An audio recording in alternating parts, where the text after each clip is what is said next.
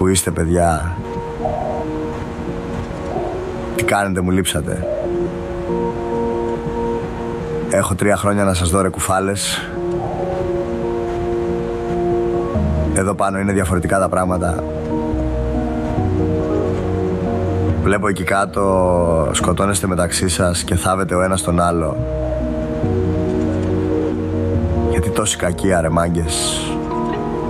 Γιατί θέλετε τόσο πολύ το κακό του άλλου? Τόση κακία, τόσο μίσος για το τίποτα ρε μάγκες. Παιδιά στα σχολεία παίζουνε μπουνιές, κανονικό ξύλο άσχημο, και άλλα δίνουνε τέλος στη ζωή τους. Πού θα φτάσει αυτό ρε παιδιά? Δηλαδή πώς άλλαξαν έτσι τα πράγματα από τη στιγμή που έφυγα και ταξίδεψα, και πόσο θα αλλάξουν ακόμα. Δηλαδή πόσο χειρότερα θα γίνουν ακόμα.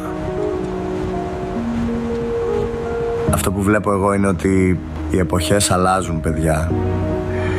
Όλα γίνονται πιο wild και αντί να προχωράτε γυρνάτε χρόνια πίσω. Αυτό έχω καταλάβει.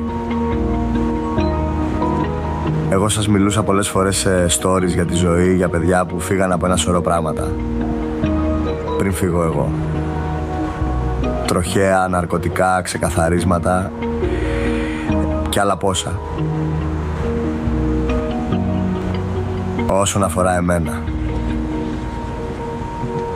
δεν το επέλεξα εγώ μάγκες, ήταν η μοίρα μου αυτή. Ήταν να γίνει που λένε. Να φύγω νωρίς από εκεί κάτω. Το μήνυμά μου είναι: κοιτάξτε τη ζωή σας, βάλτε στόχους, ζήστε τώρα, γιατί δεν ξέρετε αύριο τι μέρα ξημερώνει.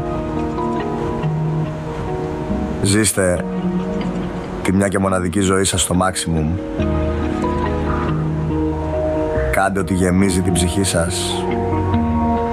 Και αν έχετε ανθρώπους που φύγαν νωρίς επάνω, ζήστε και για αυτούς. Να τους κάνετε χαρούμενους, αυτό θέλουν.